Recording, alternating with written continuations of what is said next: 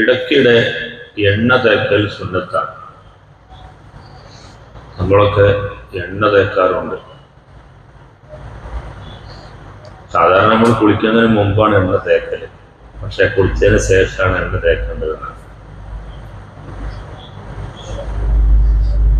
എണ്ണ തേക്കുക എന്നുള്ളതിന്റെ സുന്നത്ത് മുമ്പ് തേച്ചാൽ കിട്ടും, അത് വേറെ കാര്യം. പക്ഷെ നമ്മൾ എണ്ണ തേക്കുമ്പം കോരി അങ്ങ് തേക്കലാണ്. അതൊരു ചെറിയ ഒരു മെഴുക്കിന്റെ മയം ഉണ്ടാകുന്ന വിധത്തിൽ ചെറിയ രൂപത്തിൽ തേച്ചാൽ മതി. അങ്ങനെ ഇടയ്ക്കിടെ എണ്ണ തേക്കൽ സുന്നത്തുണ്ട്. അത് സുന്നത്താണെന്ന കാര്യം നമ്മളൊന്ന് മനസ്സിലാക്കി വെക്കുന്നത് നല്ലതാണ്. അതുപോലെ ഉറങ്ങാൻ പോകുന്ന നേരത്തെ ഇടയ്ക്കിടെ അഞ്ജനം കൊണ്ട് സുറുമയിടൽ സുന്നത്താണ്. സുറുമ അറിയാലോ, സുറുമ. അത് ഉറങ്ങാൻ പോകുന്ന നേരത്ത് കണ്ണിൽ സുറുമയിട്ടാൽ കണ്ണിന് കാഴ്ച വർദ്ധിക്കും. അതുപോലെ പകൽ സമയങ്ങളിലൊക്കെ നമ്മൾ ഈ പൊടിപടലങ്ങളിലൂടെ നടന്ന കുറെ നമ്മുടെ കണ്ണുകൾ കൊണ്ട് കാണാൻ പറ്റാത്ത കുറെ അഴുക്കുകളുണ്ട്. അതെല്ലാം ഈ സുറുമയിടുമ്പോൾ അവസാനം അതിൻ്റെ ഈ വാൽക്കണ്ണിൽ വന്ന് അടിഞ്ഞുകൂടും. അങ്ങനെ കാഴ്ച വർദ്ധിക്കാൻ അത് കാരണമാകും. നമ്മൾ വിചാരം സുറുമയിടുക എന്നാൽ പെണ്ണുങ്ങൾക്ക് മാത്രമേ ഉള്ളൂ എന്നല്ല, അത് പുരുഷന്മാർക്കും സുന്നത്താണ്. പിന്നെ കണ്ണെഴുതലുണ്ട് സ്ത്രീകൾ, അത് നമുക്കില്ല. അത് സുന്നത്തൊന്നും അല്ല, അത് വേറെ കാര്യം. അതുവരെ ഭംഗിക്ക് വേണ്ടി അവർ ചെയ്യുന്നത് മാത്രം. അതെല്ലാം കെമിക്കലുമാണ്. എന്നാൽ സുറുമയിടുക എന്നത് സുന്നത്താണ്, അത് ഉറങ്ങാൻ പോകുന്ന സമയത്ത്. അതുപോലെ താടിയും മുടിയും ഒക്കെ നരച്ചു പോയ ആളുകൾ മൈലാഞ്ചി കൊണ്ട് വർണ്ണം പിടിപ്പിക്കുക, അത് സുന്നത്താണ്.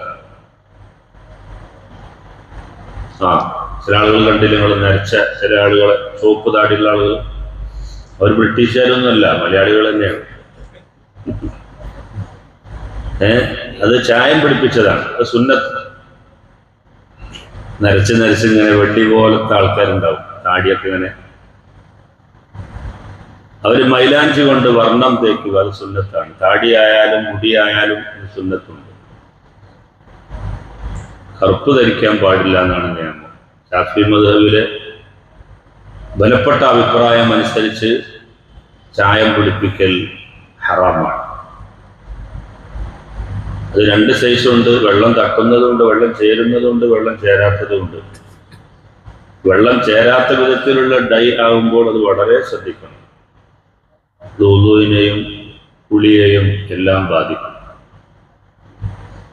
അങ്ങനത്തെ മയ്യത്തുകൾ അവരുടെ ശരീരത്തിലുള്ള മുഴുവൻ രോമവും വടിച്ച് ക്ലിയറാക്കിയതിന് ശേഷം വേണം മയ്യത്ത് കുളിപ്പിക്കാൻ. പിന്നെ ചെറിയ പൊടിയുണ്ട്, ഡൈയല്ല, ഒരു പൊടി. അത് വെച്ചാൽ ഇതുപോലെ കറുക്കും. പക്ഷെ അത് ഹറാമാണ്, വുളൂഇന്റെ വെള്ളത്തിനെ ഒന്നും ബാധിക്കൂല. ശാഫിഈ മദ്ഹബിലെ ഒരു രണ്ടാം അഭിപ്രായം ആ വിഷയത്തിൽ ഉണ്ട്. മഹാനായ ഗസാലി ഇമാം റളിയല്ലാഹു അൻഹു പറയുന്നത് കറാഹത്താണെന്നാണ്.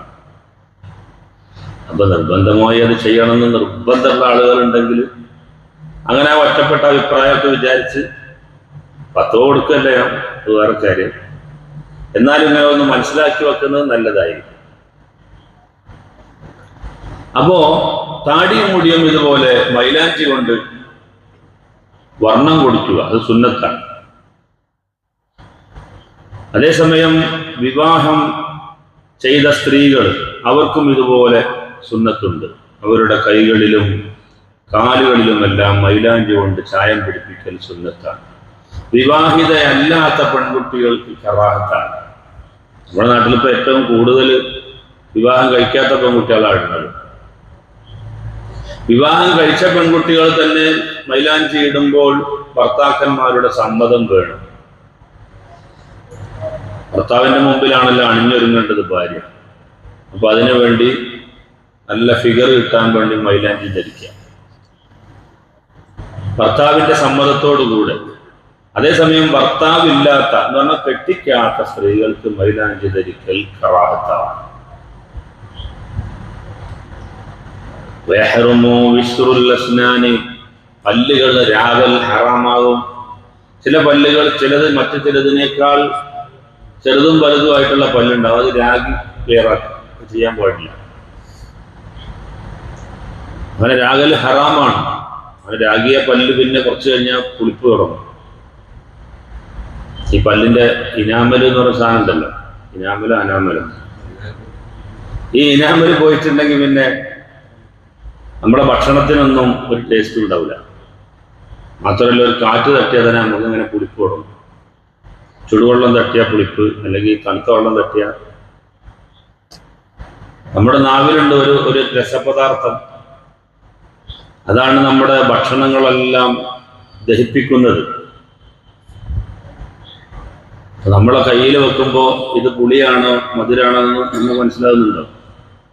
ഇല്ല. പക്ഷെ നാവിലങ്ങ് തട്ടുമ്പോൾ നമുക്ക് മനസ്സിലാവും, ഇത് പുളിയാണ്, ഇത് രസമാണ്. സാമ്പാറിൽ വയ്ക്കുന്ന രസമല്ല, ടേസ്റ്റുള്ള രസം അല്ലേ? അത് നമുക്ക് മനസ്സിലാവും. അത് നാവിൻ്റെ ഒരു പ്രത്യേകതയാണ്. ഈ കയ്യിൽ വെച്ചിട്ടോ തലയിൽ വെച്ചിട്ടോ ഒന്നും കാര്യമില്ലല്ലോ, അതായത് സാധനം നമുക്ക് മനസ്സിലാവും. അപ്പൊ അതിന് പറ്റുന്ന ഒരു രാസവസ്തു നമ്മുടെ നാവിൽ അല്ലാഹു തആല നിക്ഷേപിച്ചിരിക്കുകയാണ്.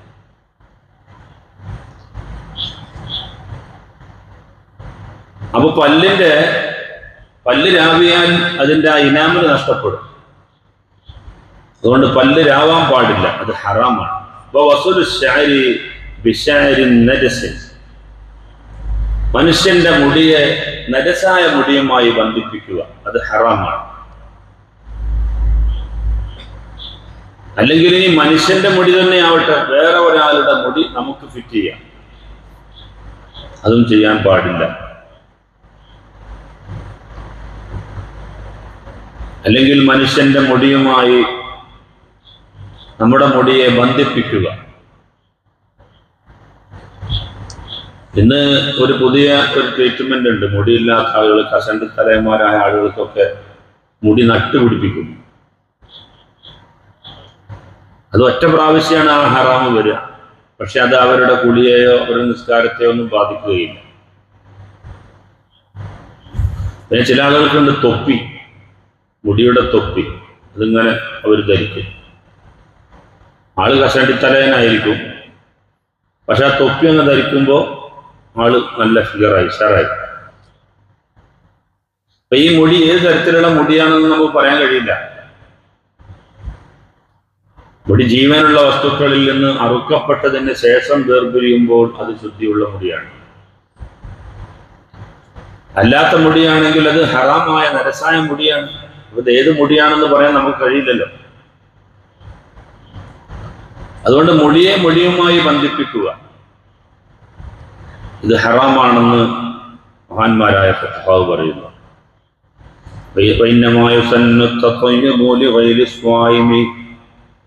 നോമ്പുകാരനല്ലാത്ത ആളുകൾക്ക് സുഗന്ധം പുരട്ടൽ സുന്നത്താണ്. സുഗന്ധം ഇങ്ങനെ ഇടക്കിടക്ക് നമ്മൾ പറ്റിക്കൊണ്ടിരിക്കണം. ഷാഫി ഇമാം റളിയല്ലാഹു അൻഹു തങ്ങൾ പറഞ്ഞു, മൻ നദഫ സൗബുഹു ഖല്ല ഹമ്മുഹു വമൻ ത്വാബ റീഹുഹു സാദ അഖ്ലുഹു. ഒരാളുടെ വസ്ത്രം അത് നല്ല വൃത്തിയുള്ളതായാൽ അവന്റെ ഹമ്മ് കുറയും. ശരിയല്ലേ? നല്ല വസ്ത്രം ധരിക്കുമ്പോൾ നമുക്ക് എന്തൊരു സന്തോഷമാണ്, ഒരു റാഹത്ത്. പെരുന്നാൾ വന്ന മാതിരി എന്നും പെരുന്നാളാണ്, നല്ല വസ്ത്രം ധരിക്കും. അത് ഹമ്മ് കുറയാൻ കാരണമാണ്. അമൻ ത്വാബ റീഹുഹു സാദ അഖ്ലുഹു, നല്ലത് ഇങ്ങനെ വാസനിച്ചുകൊണ്ടിരിക്കുന്ന ആളുടെ ബുദ്ധി ഇങ്ങനെ വർദ്ധിച്ചുകൊണ്ടിരിക്കുമെന്നാണ്. അപ്പോ നമ്മൾ ഇടയ്ക്കിടയ്ക്ക് ഇങ്ങനെ അത്തറ് പൂശുക, കഴിവിന്റെ പരമാവധി ഇന്നത്തെ അത്തറുകളൊന്നും ശരീരത്തിൽ പൂശാതിരിക്കുന്നതാണ് നല്ലത്. കാരണം നല്ലോണം കെമിക്കലുണ്ട്. കെമിക്കൽ ചേരാത്ത ഒരു വസ്തുവും ഇന്നില്ല. അതുകൊണ്ട് നേരെ നമ്മുടെ ശരീരവുമായി ബന്ധപ്പെടാതിരിക്കുന്നതാണ് നല്ലത്. ഈ ബോഡി സ്പ്രേ എന്നൊക്കെ പറയുന്ന സാധനം ഉണ്ടല്ലോ, അത് അടിക്കുമ്പോൾ നല്ല മണം ഉണ്ടാവും, പക്ഷെ അതുകൊണ്ടൊക്കെ ഉണ്ടാകുന്ന ദോഷങ്ങൾ വളരെ വലുതാണ്. ഇപ്പോൾ ബോഡി സ്പ്രേ എന്ന് പറഞ്ഞാലും അടിക്കുന്നത് വസ്ത്രത്തിലായാൽ മതി, മണം കിട്ടിയാൽ മതിയല്ലോ. ബോഡിയിലൊന്നും അത്തരം കാര്യങ്ങൾ ഉപയോഗിക്കാതിരിക്കുന്നതാണ് നല്ലത്. അത്ര ആയാലും അത്രയും കെമിക്കലുകൾ ഇതിലൊക്കെ ചേരുന്നുണ്ട്. ഓരോ വസ്തുവിൻ്റെയും അത് കൂടുതൽ ലാസ്റ്റ് ചെയ്യാൻ ഉപയോഗിക്കുന്ന കെമിക്കലുകൾ അത് വളരെ പവർ കൂടിയതാണ്. അതുകൊണ്ട് നമ്മള് മത്സ്യങ്ങളൊക്കെ മാസങ്ങൾ പിന്നിട്ടാൽ പോലും ഇപ്പൊ കടലിൽ നിന്ന് പിടിച്ചുകൊണ്ടിരുന്നത് പോലെ തോന്നിപ്പിക്കും.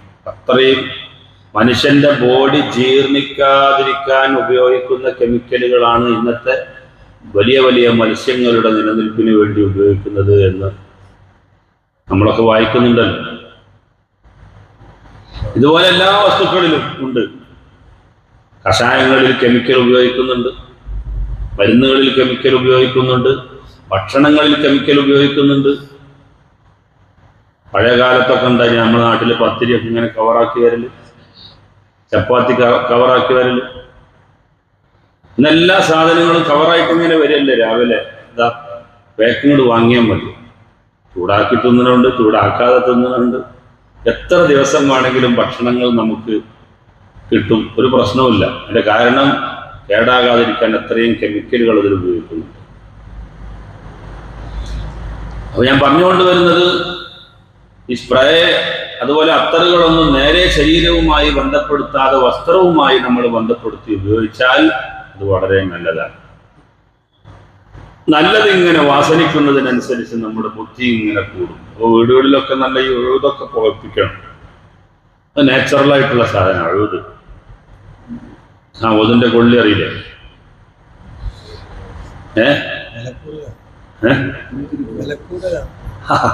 വില നല്ലതിന് വില കൊടുക്കണ്ടേ?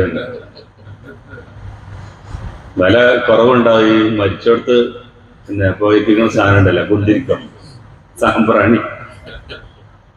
ആർക്കും അതിന്റെ വാസനയൊക്കെ പറ്റൂല. നല്ലത് വാസനിക്കണമെങ്കിൽ അങ്ങനെ വില കൊടുക്കണമല്ലോ, സ്വാഭാവികമായിട്ടും അങ്ങനെ തന്നെ അല്ലേ. അപ്പോഴാണത് കൂടുള്ളൂ. വീടുകളിലൊക്കെ റഹ്മത്തിന്റെ മാലാഖമാരുടെ സാന്നിധ്യം ഉണ്ടാവുന്ന നല്ല അത്തറുകൾ ഇങ്ങനെ വാസനിക്കുന്ന സ്ഥലത്ത് മലക്കുകൾക്ക് ഏറ്റവും ഇഷ്ടം സുഗന്ധമാണ്. അത് നല്ല നല്ല സുഗന്ധങ്ങൾ വീടുകളിൽ ഉപയോഗിക്കുക. പ്രത്യേകിച്ച് ഇശാ മഗ്‌രിബിന്റെ ഇടയിലൊക്കെ ഖുർആൻ ഓതുമ്പോഴൊക്കെ നല്ല സുഗന്ധങ്ങൾ നമ്മളെ വീട്ടിൽ ഇങ്ങനെ പുകയിപ്പിക്കണം. അപ്പോ റഹ്മത്തിന്റെ മാലാഖമാരുടെ സാന്നിധ്യം ഉണ്ടാവും.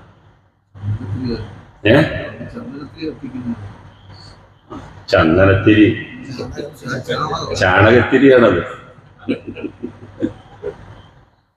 ചന്ദനത്തിരി എന്നതിനെ കുറിച്ച് പറയാൻ പറ്റുമെന്ന് അറിയില്ല. കാരണം ഈ ചെറിയ വിലക്ക് ചന്ദനം വാങ്ങാൻ കിട്ടുമോ?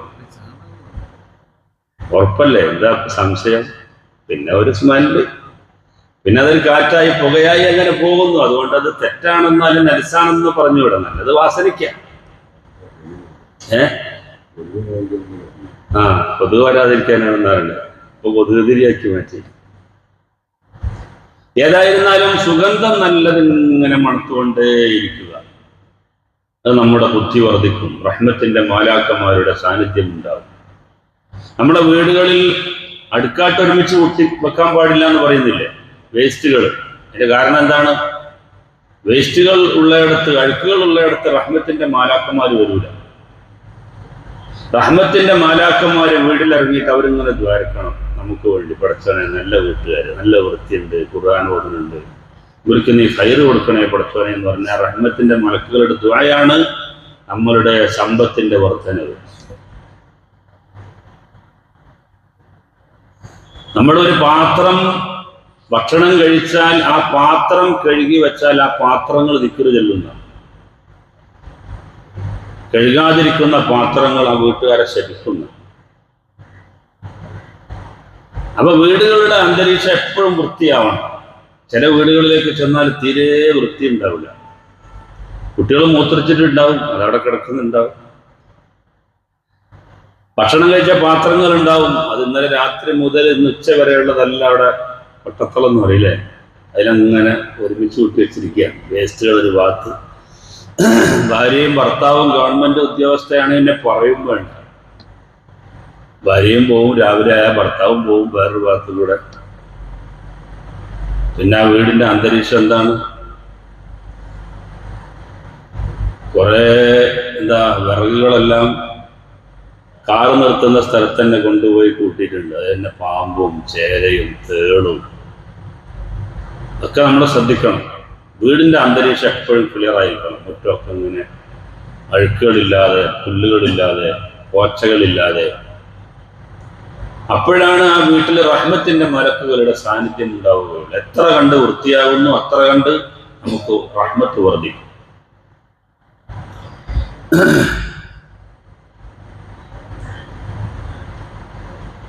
അതുപോലെ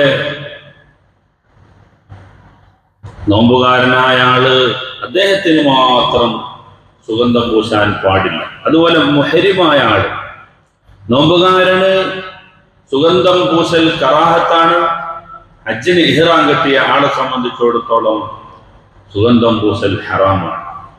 നോമ്പുകാരൻ മരണപ്പെട്ടു പോയാൽ ആ നിയമം ബാധകമല്ല. മുഹരിമായ ആള് മരണപ്പെട്ടാലും ആ നിയമം അതുപോലെ തന്നെ അവശേഷിക്കുന്നു. അപ്പൊ നോമ്പുകാരനായ ആള് മരണപ്പെട്ടാൽ അദ്ദേഹത്തിന്റെ കഫൻ തുണിയിൽ നമുക്ക് അത്തർ പൂശാം. ഇന്നീ മരിച്ചോടത്ത് പൂശുന്ന ഒരു അത്തറുണ്ടല്ലോ, എന്താണ് അതിന്റെ ഒരു ഇടങ്ങേറ്. ആ ഒരു പച്ച സാധനം, ജന്നാത്തുൽ ഫിർദൗസ് എന്ന പേര്, ആ പേരും ആ അത്തറും തമ്മിൽ യാതൊരു ബന്ധവുമില്ല. ഒരു ബന്ധവുമില്ല എന്ന് പറഞ്ഞാൽ ഒരു ബന്ധവുമില്ല. അല്ലാഹു റബ്ബി, ആരാണ് കണ്ടുപിടിച്ചത്? പഠിച്ചോന്ന്. എന്നിട്ടോ ആ കഫൻ തുണി അങ്ങോട്ട് കാണാനുള്ള ഒരു ഇടങ്ങേറ്, പച്ച അങ്ങോട്ട് കുടഞ്ഞിട്ട് പിന്നെ ആ മയ്യത്ത് തന്നെ ആർക്കും കാണണ്ട, ആ കോലത്തിലാവും. എന്താ നല്ല അത്തർ വാങ്ങിയിട്ട് പൂശിയാല്? ആരാ എവിടുന്നാണ് ഇതൊക്കെ വന്നതെന്ന് എനിക്കറിയില്ല. റഹ്മത്തിന്റെ മാലാഖമാരുടെ സാന്നിധ്യം ലഭിക്കാൻ വേണ്ടിയാണ് ഈ മയ്യത്ത് നമ്മളിതൊക്കെ ചെയ്തു കൊടുക്കുന്നത്. അതിന്റെ പേര് ജന്നത്ത് എന്ന് കണ്ടപ്പോഴേ കമ്പനിക്കാരിട്ട ഒരു പരിപാടിയാണ്. ജന്നത്തുൽ ഫിർദൗസ് എന്ന് അത്തറിന് പേരിടുമ്പോൾ അങ്ങനെ അത് നേരെ സ്വർഗത്തിൽ കടത്തിക്കോളും മയ്യത്തെന്ന് വിചാരിച്ചിട്ടേക്ക് ഇത് പൂശി വിടുന്നത്. അല്ലാഹു അഅലം. ഏതായാലും നല്ലത് നോക്കി, നല്ല അത്തറുകൾ നോക്കിയിട്ട് ആ കഫൻ തുണിയൊന്നും നമ്മൾ നാശാക്കാതെ നല്ല ചന്ദനത്തിന്റെ അത്തറ് കണ്ടില്ലേ, നല്ല വെളുത്ത് നല്ല പ്യൂരിറ്റി ഉള്ള അത്തറുകൾ. അതിന്റെ ലേബൽ നല്ല വെളുത്തിരിക്കും. അത് പൂശിയാൽ നല്ല സ്മെല്ലും ഉണ്ട്. ആ കഫൻ തുണിക്ക് യാതൊരു കുഴപ്പമില്ല. ഇതങ്ങോട്ട് കുടഞ്ഞ് ആകെ വൃത്തികേടാക്കി. എന്തൊരു അതാവാണ്. അപ്പോ പറഞ്ഞുകൊണ്ട് വരുന്നത്, മുഹരിമായ ആള് മരിച്ചാലും ആ നിയമം അതുപോലെ തന്നെ ശേഷിക്കുന്നു. നോമ്പുകാരൻ മരണപ്പെടുമ്പോൾ അയാളുടെ നോമ്പ് ബാത്തിലായി, അതുകൊണ്ട് അയാളുടെ ഹുക്കുമ് നിലനിൽക്കുന്നില്ല. അദ്ദേഹം നോമ്പുകാരനായിട്ടാണ് മരിച്ചത് എങ്കിലും കഫൻ തുണിയിൽ അതുപോലെ തന്നെ വെള്ളത്തിലൊക്കെ കർപ്പൂരം ഉപയോഗിക്കുന്നത് പറയുന്നുണ്ട്. മയ്യത്ത് കുളിപ്പിക്കുന്ന അത് വാസനയ്ക്ക് വേണ്ടിയല്ല, അവിടെ ഇഴജന്തുക്കളുടെ സ്പർശം ഇല്ലാതിരിക്കാൻ വേണ്ടിയാണ് അത് ഉപയോഗിക്കണമെന്ന് പറയുന്നത്. കർപ്പൂരം ഉപയോഗിക്കുന്ന അങ്ങനെ ഗുണമുണ്ട്. നമ്മളല്ലേ മാളത്തിലൊക്കെ പാമ്പ് കയറിയാൽ ഈ പാൽക്കായം കലക്കി എടുക്കും. ഏതെങ്കിലും മാളത്തിൽ പാമ്പ് കയറിയാൽ ആ പാമ്പിനെ നമുക്ക് പുറത്തി അടിക്കണമെന്നുണ്ടെങ്കിൽ പാൽക്കായം എന്ന് പറഞ്ഞാൽ അറിയില്ലേ? പാൽക്കായം അല്ലേ? കായം ആ കായം കലക്കിയിട്ട് മാളത്തിൽ കൊണ്ട് ഒഴിച്ചു കൊടുത്താൽ ആ സ്മെല്ലാണ്ട് അടിക്കുമ്പോൾ പാമ്പിന് നിൽക്കാൻ കഴിയില്ല, ഒരു ചാടും പുറത്തേക്ക്. വയറുവേദനയൊക്കെ ഉണ്ടായാൽ ശരിയൊക്കെ ഒന്നിങ്ങനെ കലക്കിയിട്ടാണ് കുടിക്കും. ഓവറാണ്ട കുറച്ച്. അപ്പോ ഇതുപോലെ ഇഴജന്തുക്കളുടെ സ്പർശം ഇല്ലാതിരിക്കാൻ വേണ്ടി ഉപയോഗിക്കാറുണ്ട്. പക്ഷെ സുഗന്ധത്തിന് വേണ്ടി നമ്മൾ സുഗന്ധം തന്നെ ഉപയോഗിക്കുക. മുഹരിമായ ആള് ഹജ്ജിന് ഇഹ്റാം കെട്ടിയ അവസ്ഥയിൽ മരണപ്പെട്ടു പോയാൽ ആ നിയമം അതുപോലെ തന്നെ ശേഷിക്കുന്നു. അതുകൊണ്ടാണല്ലോ മുഹരിമത്തായ ഒരു പെണ്ണാണ് മരണപ്പെട്ടു പോകുന്നതെങ്കിൽ കഫൻ ചെയ്യുമ്പോഴും അവരുടെ മുഖം മറക്കാൻ പാടില്ല. മുഹരിമായ ആൾ മരണപ്പെട്ടു പോയാൽ അവരെ കഫൻ ചെയ്യുമ്പോൾ അവരുടെ തല മറക്കാൻ പാടില്ല. സുഗന്ധദ്രവ്യങ്ങളൊന്നും ഉപയോഗിക്കാൻ പാടില്ല. വെള്ളത്തിൽ ഇതുപോലെയുള്ള ഒന്നും ഉപയോഗിക്കരുത്. കാരണം അവർ മുഹരിമായിട്ട് തന്നെ യാത്രയാവുകയാണ്. ഇതുപോലെ ഷഹീദായ ആൾ മരണപ്പെട്ടു പോയാൽ അദ്ദേഹത്തെ കുളിപ്പിക്കാൻ പാടില്ല. കുളിയില്ലാത്തയിടത്തൊന്നും നിസ്കാരമില്ല, അതുകൊണ്ട് പോലെ പേര് നിസ്കരിക്കുന്ന പ്രശ്നവും ഇല്ല. അങ്ങനെ ഉണ്ട്. കുളിയില്ല തന്നെ പിന്നെ നിസ്കാരമില്ലല്ലോ. ഒരു വലിയ ഒരു മല ഇടിഞ്ഞങ്ങടിച്ച വീണു, രണ്ട് മലയുടെ ഇടയിൽ താമസിക്കുന്ന കുറെ ആൾക്കാരുണ്ട്. ഒരു ഭൂകമ്പം വന്നപ്പോൾ ഈ രണ്ട് മല അങ്ങോട്ട് ഇടിഞ്ഞിട്ട് നിലംപരിശായി. 10, 200, 300, 500 ആൾക്കാർ അതിൻ്റെ ഉള്ളിൽ പെട്ടുപോയി. നിസ്കരിക്കാൻ വകുപ്പുണ്ടോ? ഇല്ല. കാരണം ബോഡി കിട്ടിയിട്ടില്ല. ബോഡി കിട്ടി കുളിപ്പിക്കണ്ടേ? നിസ്കരിക്കുന്നതിന് മുമ്പ് നിർബന്ധമായ കാര്യമാണ് അതിന്റെ ത്വഹാറത്ത് മുമ്പുക എന്ന് പറയുന്നത്, ശുദ്ധി ഉണ്ടാവുക. അപ്പൊ അത് നമ്മൾ കുളിപ്പിക്കാൻ പറ്റാത്തത് കൊണ്ട് ആ മയ്യത്തുകളുടെ പേരിൽ നിസ്കരിക്കാൻ നിർവാഹമില്ല. അപ്പൊ കടലിൽ മുങ്ങി മരിച്ച ഒരു മയ്യത്തോ, അവിടെ പിന്നെ ഒരഭിപ്രായമുണ്ട്. കുളി അവിടെ നടന്നല്ലോ, അല്ലെങ്കിൽ ഇപ്പോഴും വെള്ളത്തിലാണല്ലോ, അതുകൊണ്ട് നമുക്ക് കുളിപ്പിക്കാൻ പറ്റിയില്ലെന്ന് കരുതി നിസ്കാരം ഒഴിവാക്കേണ്ടതില്ല എന്ന ഒരു രണ്ടാം അഭിപ്രായം ശാഫിഈ മദ്ഹബിൽ നമുക്ക് കാണാം. പിന്നെ നിർവാഹമില്ലാത്ത ചില ഘട്ടങ്ങൾ ഉണ്ടാവും, കുളിപ്പിക്കാനേ പറ്റൂല. അപ്പൊ നമ്മൾ ഈ രണ്ടാം അഭിപ്രായം അനുസരിച്ചൊക്കെ മുന്നോട്ട് പോകും. കൊറോണ കാലത്തൊക്കെ ഇപ്പൊ അങ്ങനെയല്ലേ ചെയ്ത്, എത്ര മയ്യത്ത് കുളിപ്പിക്കാൻ പറ്റി നമുക്ക് തൊടാൻ പറ്റും. പക്ഷെ ചില മയ്യത്തുകളുടെ പേരിലൊക്കെ നിസ്കരിക്കാതെ മറമാടിയ മയ്യത്തുകളും ഉണ്ട്. ആ കാലഘട്ടം ഒന്ന് ആലോചിച്ച് നോക്കിയും വല്ലാത്തൊരു രംഗമായിരുന്നു. അല്ലോ പടച്ചോൻ കാക്കട്ടെ, വല്ലാത്തൊരവസ്ഥയാണത്. അപ്പൊ പറഞ്ഞുകൊണ്ട് വരുന്നത്, കുളിപ്പിക്കാൻ പറ്റാതിരുന്നാൽ പിന്നെ നിസ്കാരം നിർവഹിക്കാൻ പാടില്ല. അപ്പൊ ഷഹീദായ ആള് അദ്ദേഹം രക്തസാക്ഷിയായിട്ട് തന്നെ പടച്ചോന്റെ ഹദറത്തിലേക്ക് പോകണം. അപ്പൊ ഞാനൊരു രക്തസാക്ഷിയാണ് എന്നതിന്റെ ഐഡന്റിറ്റിയാണ് അദ്ദേഹത്തിന്റെ വെട്ടുകളും മുറിവുകളും ശരീരത്തിൽ പറ്റിയ പാടുകളും രക്തത്തിന്റെ കറകളുമെല്ലാം. അപ്പൊ അദ്ദേഹം അങ്ങനെ തന്നെ യാത്ര. അപ്പൊ കുളിപ്പിക്കലില്ലാത്തതുകൊണ്ട് പിന്നെ നമ്മൾ നിസ്കരിക്കലും ഇല്ല. ഷഹീദ് എന്ന് പേര് പറഞ്ഞിട്ട് കാര്യമില്ല, അള്ളാഹുവിന്റെ ദീനിന്റെ ഉയർച്ചയ്ക്ക് വേണ്ടിയിട്ട് യുദ്ധം ചെയ്യണം, അവരാണ് ഷഹീദ്. ഹദീസിൽ വേറെയും കുറെ ഷഹീദുകളെ പരിചയപ്പെടുത്തുന്നുണ്ട്. ഉദാഹരണം, ഇപ്പം ഉദരരോഗം പിടിപെട്ടിട്ട് മരണപ്പെട്ടാൽ അവൻ ഷഹീദാണ്. അറ്റാക്ക് വന്നിട്ട് മരണപ്പെട്ടാലും ഷഹീദാണ്, ഹൃദയരോഗം. അതുപോലെ മുങ്ങി മരിച്ച ആള് ഷഹീദാണ്, ബന്ധു മരിച്ച ആള് ഷഹീദാണ്, ഈമാനുള്ള ആളുകൾ. പക്ഷെ അവരൊക്കെ ഹദീസിൽ ഷഹീദ് എന്ന് പറയും, ആഖിറത്തിൽ അവർക്ക് ഷഹീദിന്റെ കൂലി ഉണ്ടാവും. പക്ഷെ ദുന്യാവില് സാധാരണ മനുഷ്യന്മാരോട് പെരുമാറുന്നത് പോലെ തന്നെ പെരുമാറും. പ്രസവ നൊമ്പരം പിടിച്ച് പ്രസവഘട്ടത്തിൽ മരണപ്പെട്ടു പോയ പെണ്ണ് ഷഹീദാണ് എന്ന് ഹദീസിൽ കാണാം. ആ പെണ്ണിനെയും നമ്മൾ കുളിപ്പിക്കണം, നിസ്കരിക്കണം, പ്രമാണനം എല്ലാം ചെയ്യണം. ആഖിറത്തിൽ അവർക്ക് ഷഹീദിന്റെ കൂലി ഉണ്ടാവും. അപ്പൊ കുളിപ്പിക്കാൻ പാടില്ല, നിസ്കരിക്കാൻ പാടില്ല എന്ന് പറയുന്ന ഷഹീദ് പ്രത്യക്ഷത്തിൽ അല്ലാഹുവിന്റെ ദീനിനു വേണ്ടി യുദ്ധം ചെയ്ത ആളുകളാണ്, അവരാണ് ഷഹീദ്. ലിതകൂന കലിമത്തുല്ലാഹി ഹിയൽ ഉല്യ, അല്ലാഹുവിന്റെ കലിമത്താകുന്ന ലാ ഇലാഹ ഇല്ലല്ലാഹ് എന്ന് പറയുന്ന ആ വാക്ക് അതിന്റെ ഉയർത്തെഴുന്നേൽപ്പിന് വേണ്ടി, അത് ഇവിടെ നിലനിൽക്കണമെന്ന് ഉദ്ദേശിച്ചുകൊണ്ട് യുദ്ധം ചെയ്ത യോദ്ധാവ്, അതിന്റെ പേരിൽ ഷഹീദായ ആൾക്കാണ് ഈ പറഞ്ഞ നിയമങ്ങളെല്ലാം. സ്ത്രീകൾ പൊതുവായി വീട്ടിൽ നിന്ന് പുറത്തിറങ്ങുമ്പോൾ അത്തർ പൂശൽ കറാഹത്താകുന്നു. സ്ത്രീകൾ പരസ്യമായിട്ട് പുറത്തിറങ്ങാണ്, ആ സമയത്ത് അത്തർ പൂശൽ അവർക്ക് കറാഹത്താണ്. എന്നാൽ അവൾക്ക് ദുർഗന്ധത്തെ ഇല്ലാതെയാകുന്നത് അതിനു വേണ്ടി എന്തെങ്കിലും ഉപയോഗിക്കാം. അത്തറുകളിൽ വെച്ച് ഏറ്റവും നല്ലത് കസ്തൂരിയുടെ അത്തറാണ്. പുരുഷന്മാരുടെ പേരിൽ അതുപോലെ കുട്ടികളുടെ മേലിലുമെല്ലാം സ്വർണം ഉപയോഗിക്കൽ ഹറാമാണ്. കുട്ടികൾ എന്ന് പറയുമ്പോൾ കുട്ടികൾക്ക് ഹറാമില്ല, പുരുഷന്മാർക്ക്.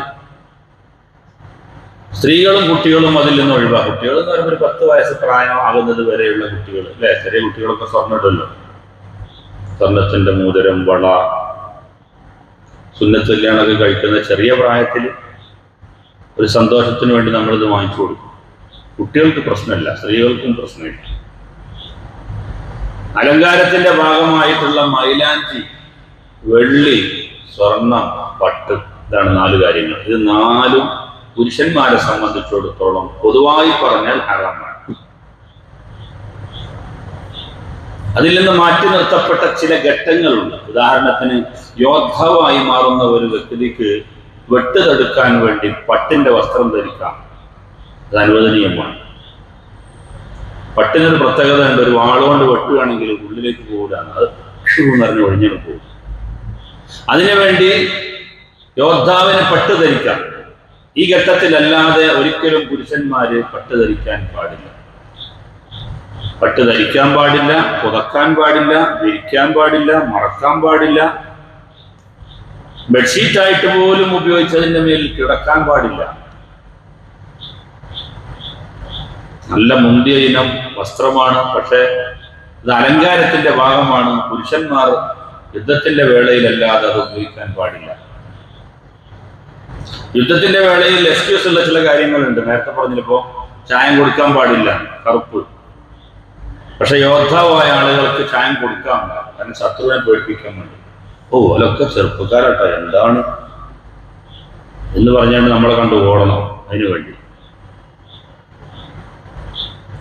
അതുപോലെ വെള്ളിയുടെ ഒരു മോതിരം അല്ലാത്ത വേറെ ഒന്നും പുരുഷൻ ധരിക്കാൻ പാടില്ല, അത് ഹറാമാണ്.